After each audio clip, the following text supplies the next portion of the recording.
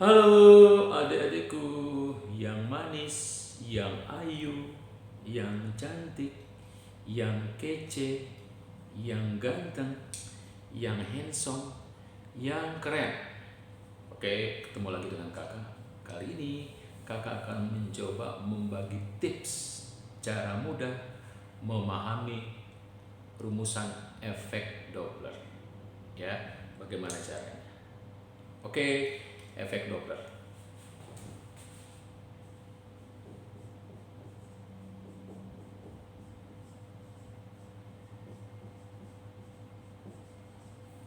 Ya, kakak juga akan menuliskan eh, bentuk yang paling gampang daripada rumusan efek Doppler.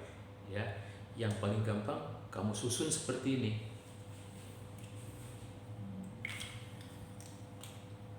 Frekuensi pengamat, frekuensi yang diterima pengamat. Nah, frekuensi sumbernya harus kamu tulis di bawahnya. Ya, supaya bentuk ini akan kamu mudah ingat. Ya, contoh gini, ya. Kalau ini bagian P, di sini pun bagian P. Ya, P di atas, V di atas, VP di atas. Frekuensi pendengar, frekuensi yang diterima pendengar, kecepatan pendengar jadi di atas.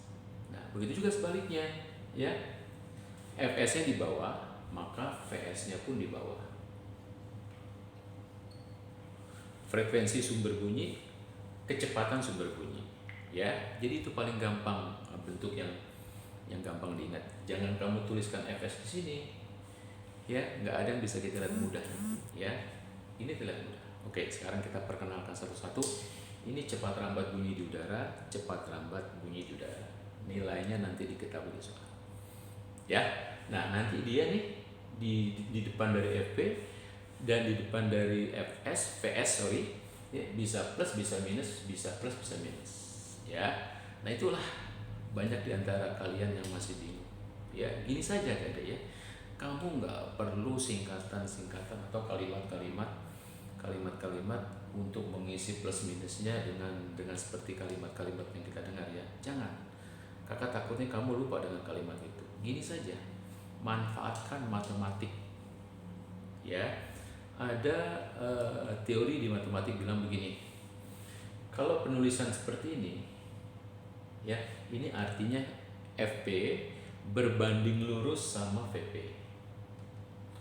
Kalau penulisannya seperti ini, itu artinya FP berbanding terbalik sama VS. Gitu saja. Ya, pakai itu saja. Kenapa berbanding lurus? Karena di atas, dia pun di atas. Kenapa berbanding terbalik? Satu di atas, satu di bawah. Itu saja udah. Nah, terus kakak mau berikan lagi yang lebih efektif. Jadi gini. Ya, ini berbanding lurus artinya supaya ini besar. Ya, ini harus ditambah, masukin tambah. Ya, berbanding lurus. Jadi supaya ini besar, ini pun besar. Artinya apa? Artinya pendengar mendekati sumber bunyi. Iya dong, supaya besar kan pendengar harus mendekati sumber bunyi. Dalam rumusan dia harus lebih plus. Kenapa? Supaya ini berbanding lurus. Karena ini berbanding lurus, maka supaya ini besar dan besar. Begitu sebaliknya, supaya ini kecil, maka nilai yang di atas ini harus kecil. Supaya kecil ya kita beri minus. Kecil nanti akan berkurang, ya kita beri minus. Itu artinya apa? Artinya adalah pendengar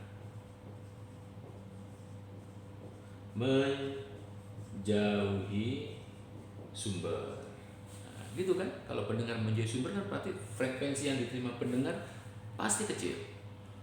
Oke? Nah, begitu atas dapat, yang bawah nggak usah diingat-ingat lagi.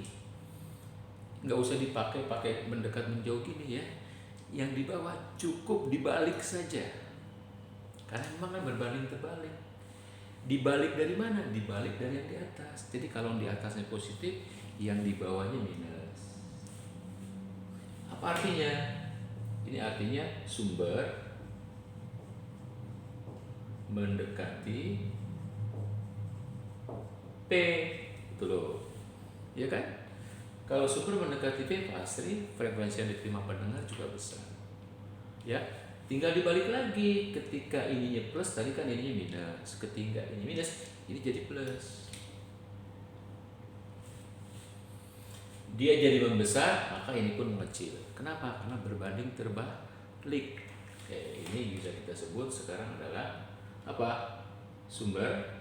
Tadi mendekati berarti sumber atau S menjauhi pendengar. Udah pasti kecil. Frekuensi yang diterima pendengar sudah pasti kecil ketika sumber menjauhi pendengar. Oke, jadi gitu cara efektif dan gampang untuk menyelesaikan soal-soal tentang efek Doppler. Oke, kakak ulangi lagi. Ingat, ini sama ini berbanding lurus, ini sama ini berbanding terbalik. Jadi ketika kamu sudah dapat ini tinggal dibalik saja. Oke, begitu ya. Tetap semangat.